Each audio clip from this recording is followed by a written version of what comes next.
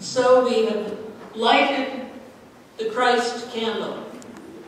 It lies at the center of God's hope, God's joy, God's peace, and God's grace. The candle symbolizes God's love, all love, love divine, love born at Christmas. Stars and angels giving us the sign. Love in person, love divine, our Jesus, God's true gift and sacred sign. Love is our token. Love is yours and love is mine. Love to share with our neighbor and all of humankind. Christmas Eve is here at last, and we breathe a sigh of relief. We can't believe it's finally here. I think we tend to look at Christmas almost as if it were a finish line at the end of some frenetic race we are running against time.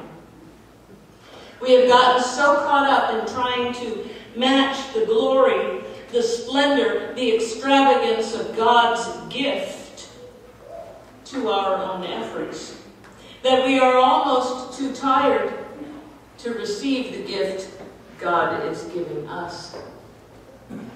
Hopefully, we have checked everything off our Christmas list by Christmas Eve and have the copies of the kids' pictures with Santa Claus all framed and ready to hand out to the grandparents. Now we can be done with the Christmas shopping chaos, and after the worship service we can spend the rest of the night, well, enjoying family, or maybe there's more wrapping and putting together the last-minute gifts to be done. Perhaps the truth about coming to a Christmas Eve service has to do with finding a place to clear our heads and focus our hearts. The demands of getting ready for the holidays can be overwhelming, particularly when trying to please and sometimes appease family who want to visit us or who want us to visit them. The pressure is on when we hear that Christmas just won't be complete without us. Because it is Christmas, we have different expectations of how events are supposed to proceed. It's almost as if we expect peace to reign in our lives.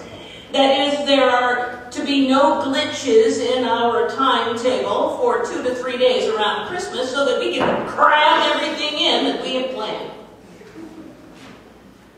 But I know one husband and wife who are spending Christmas apart because her dad is having open heart surgery in another state.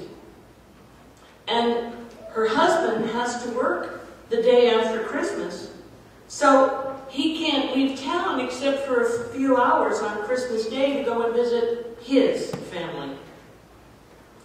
I know there's a soldier on leave for Christmas who's stranded at an airport, his plane grounded because of snow. There are widows and widowers spending their first Christmas alone without their spouse.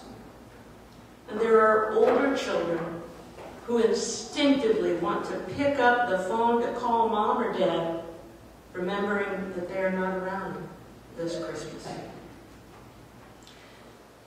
Christmas was not meant to be a time of chaos and frenetic racing around. It has become that.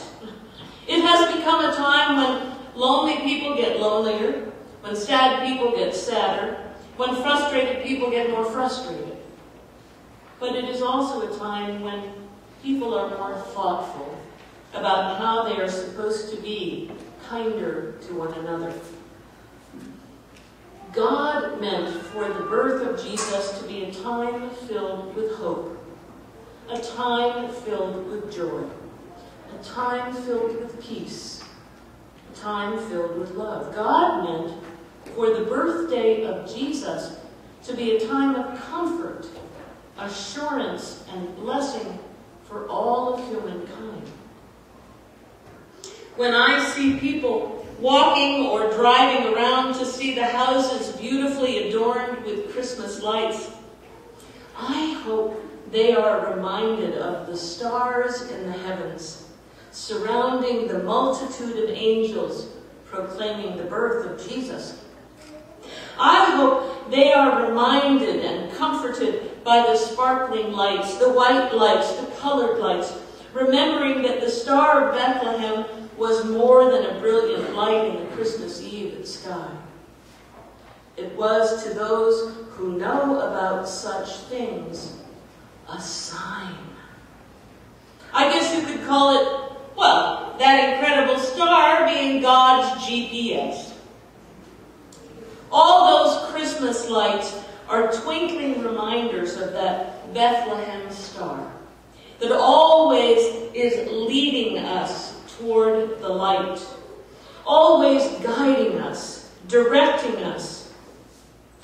our hearts, directing our thoughts on this Christmas Eve to the place where the Christ child awaits us. The light beckons us to come and see.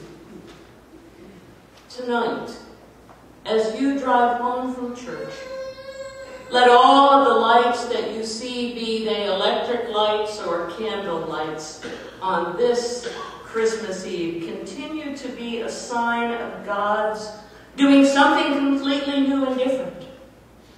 Let those lights be a sign to you that God intends to do something completely new and different in your life.